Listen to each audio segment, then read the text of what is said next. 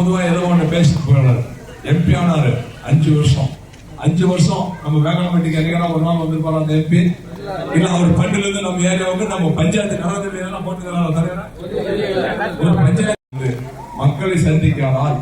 அவர் போய் அவர் மக்களை கூட சந்திக்க வேண்டியதில்லை.